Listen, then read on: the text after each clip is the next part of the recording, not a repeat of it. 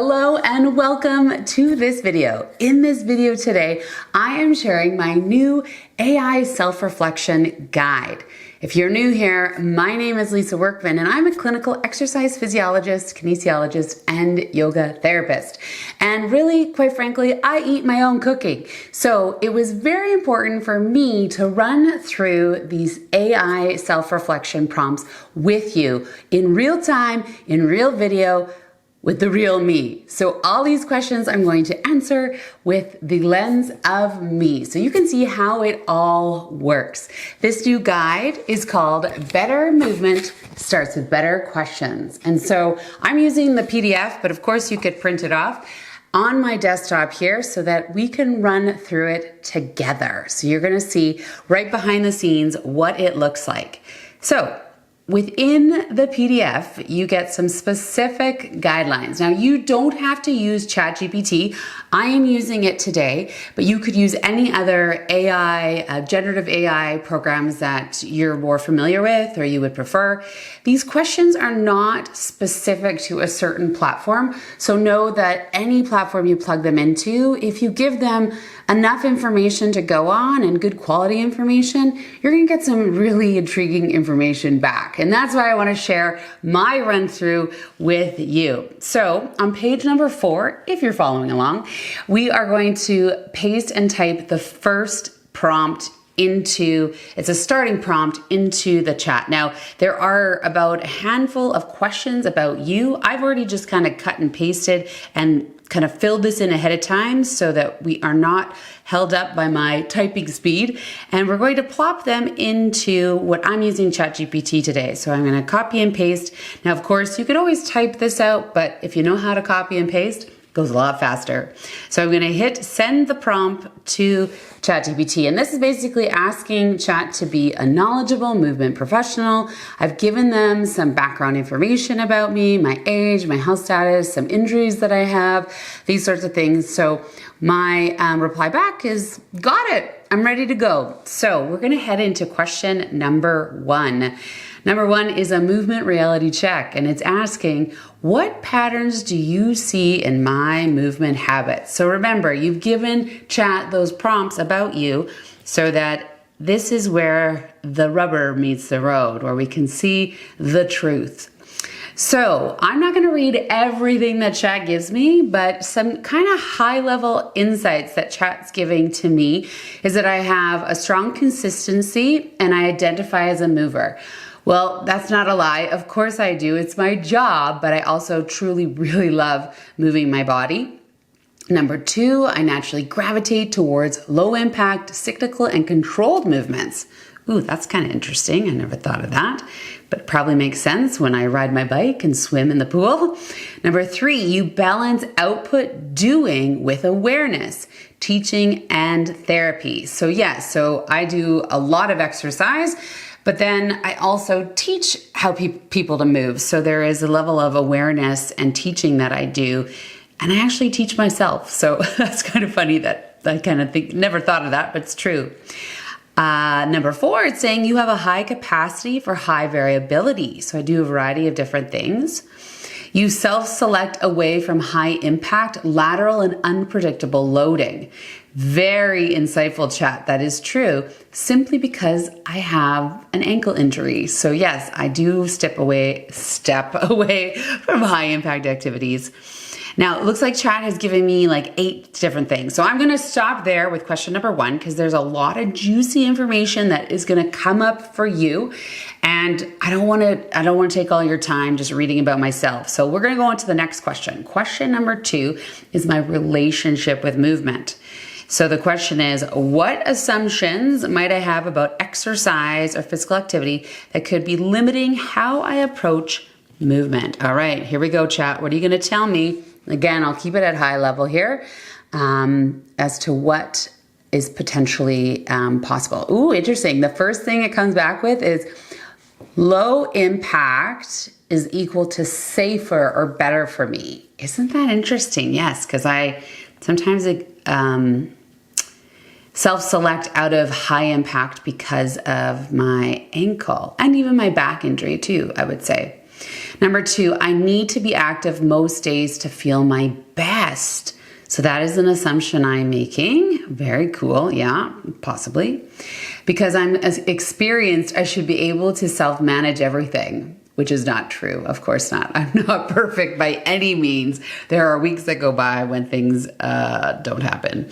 So anyways, I'm going to leave it at that because I don't want to overload you with all my stories. This is in terms of seeing it as an example. And I have not done this before, so I don't even know what chat's going to say to me. But let's move on to question number 3. What strengths do you see in the way I currently move my body or stay active? Okay, chat, what do you think? Let's see what he says, or she says, or they say. All right, strengths, consistency without rigidity. Well, that's good. Highly diversified movement portfolio. I agree. Excellent self-awareness and body literacy. Okay, it's my job. I'm supposed to be able to do that. Protective decision making. Interesting. So I adjust as I need to. Interesting. Okay, I'll read more about this later. Let's move on to question number 4 and see what comes up from chat. Small wins. What small changes, this is going to be good, could I make to improve my physical activity without completely overhauling my routine? Because yeah, I like what I do, but where is the variety? What would be something different I could consider? Okay.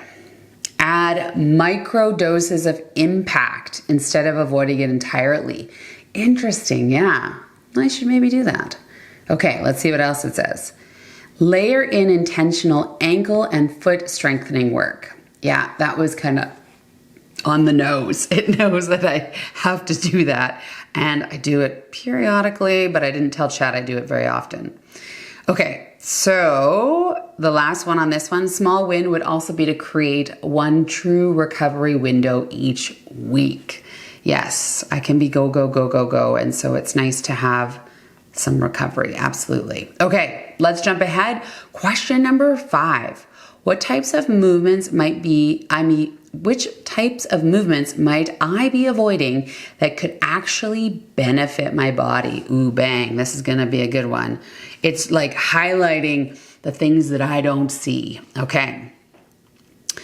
Let's see. It is doing, okay, interesting. Impact plus elastic loading. So I'm assuming it might mean some like resistance training and low level of plyometrics. Don't worry if you don't know what plyometrics are. They're just dynamic movements. Some of us we can do, and some of them, some people it's not applicable, so that's okay. Lateral and rotational movements under load. Yeah, so moving side to side would probably be a really good idea. Unpredictable. This is not me. I like to be predictable. So unpredictable and reactive movements would also be helpful. Okay, I've got lots to work on here. Okay, question number 6. This one takes a little bit of information as well. So I did take beforehand, I typed it out so that I wouldn't have to type while I'm sharing with you. Trying to keep this video not super long and obviously helpful in any way that it can be. So I'm going to copy what I typed into and put it into chat. This is the question around energy and capacity. It's asking about your sleep, your stress load, your energy levels, when is energy the best? And so the real ask is, based on what I've shared, what level of physical activity might realistically fit my life right now? Knowing kind of all these features around energy and capacity. So kind of think about that battery. Is your battery at very low and like flashing warning light, or is your battery of energy high and like fully charged?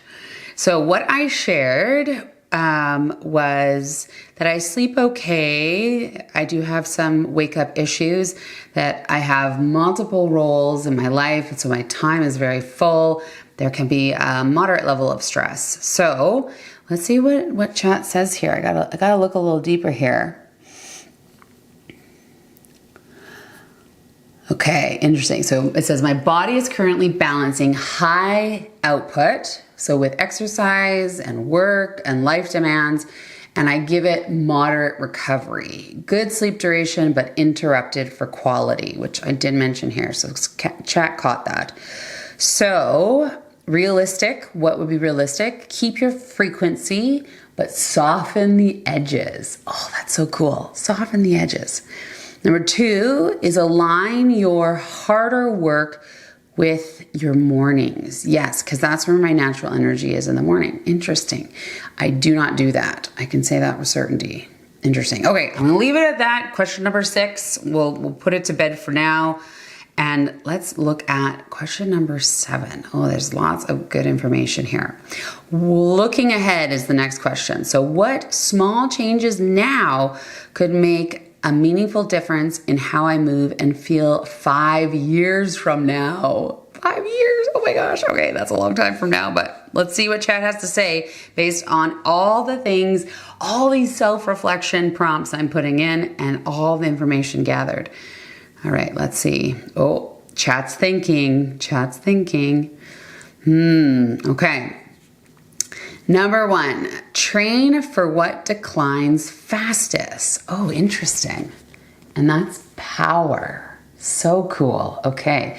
So for those of you who don't know, you may not know, power is equal to speed plus force.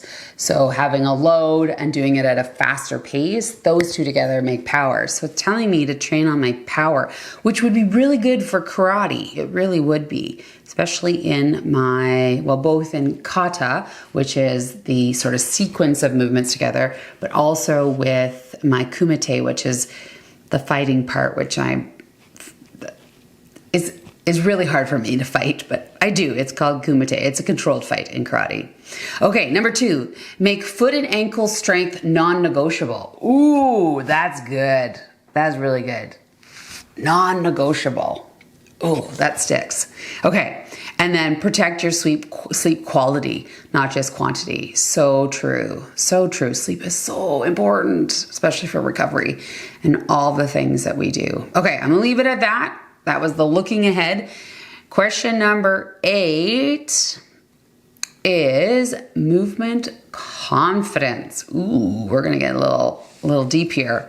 What could help me rebuild confidence in my body if I haven't been active for a while? Ooh, okay. So this question, chat might be like, why are you asking this? Because you are physically active.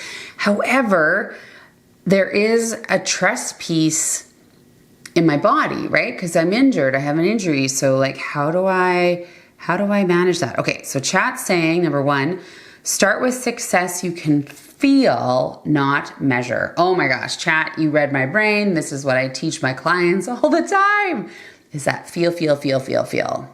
And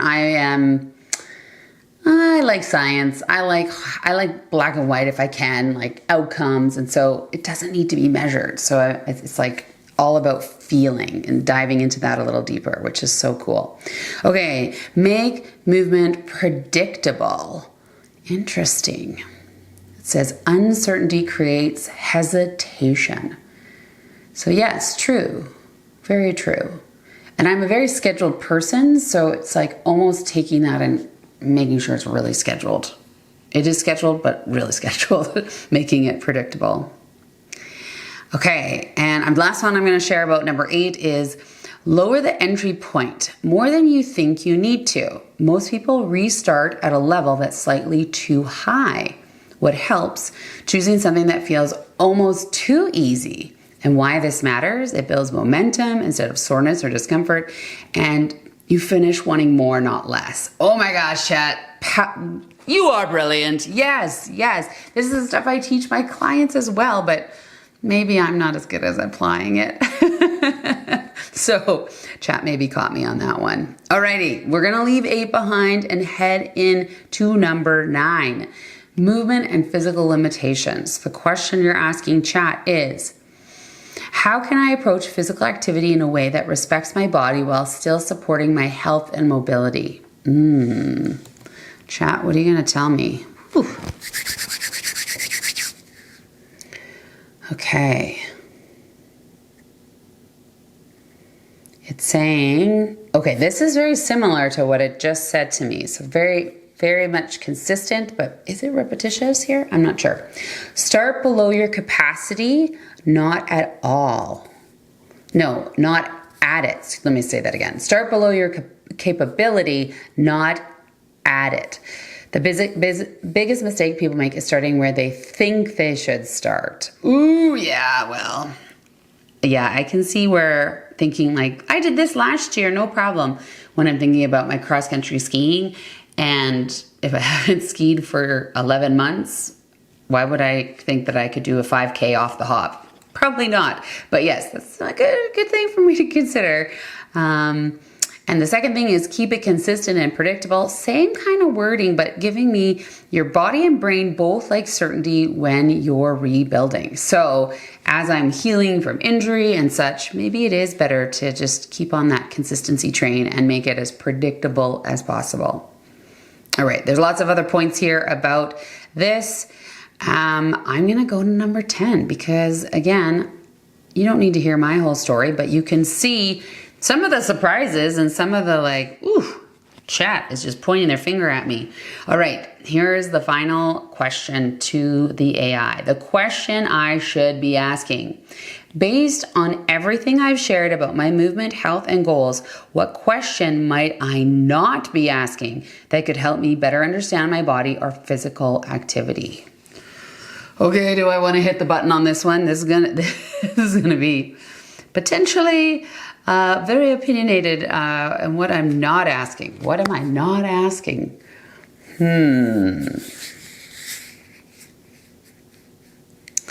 Ooh. All right, you can tell I just read the first one. Here it is.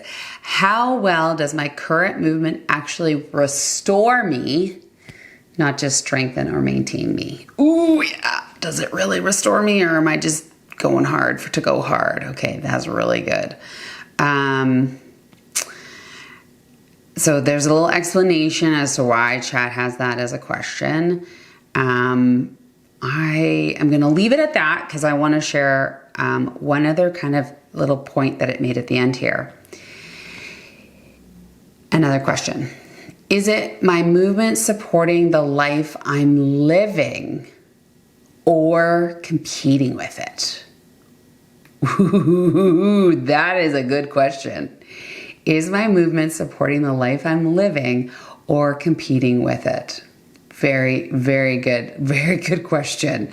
So I need to take some time to think about that question for myself. Now, so as we round out those 10 questions, if you scroll down to page 15, there's actually a bonus question for you. And it is not a question to put into chat. Chat has done all the work for you now with those 10 questions. Now it's your turn to do the work. So it's time to ask yourself, what is just one small change you could make this week that would help your body move a little more? Whew. Okay, so you've got so much information from chat asking all those questions. Take a read through it. Really chew on it and really give yourself a chance to absorb all that information. I know I need to go into this myself a little bit more detail because I just kind of skimmed it for you while we were here on video. But now it's like really, after you know all this information, all this reflection, if you think chat is like a mirror, it's reflecting back to you. What is one small change that you could make? All right, I'm gonna leave it at that. There I have it. I've gone through all of these AI self-reflection questions in the guide. Better Movement starts with better questions. Having AI in your back pocket and a tool. This is just a single tool that is going to help you with your physical activity behavior. It can be really helpful to just really self-reflect and think, what could I do differently? What am I missing? What are those pieces that you may not even think about? You have to remember, this is my job. This is what I think about all the time. So allowing yourself to move through these questions and then finish it up with this final bonus question could really be life-changing for you, and getting back to some physical activity that you never thought you could do in a step-by-step manner. So if you found this video helpful, give it a good old-fashioned thumbs up. Also dropped in the comments below any questions or feedback that you have for myself or about the guide. It's really important that this is sort of an evolution, a growing process of using the technology that we have at our fingertips to help us with our physical activity behavior.